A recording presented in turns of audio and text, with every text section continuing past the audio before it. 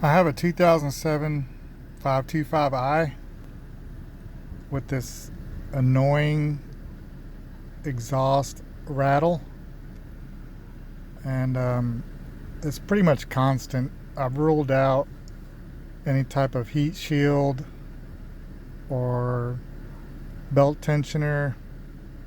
It sounds like it's coming right out of the exhaust. I've had my ear right up to the exhaust while it was running, and it just sounds like BBs bouncing around. And here's what it sounds like.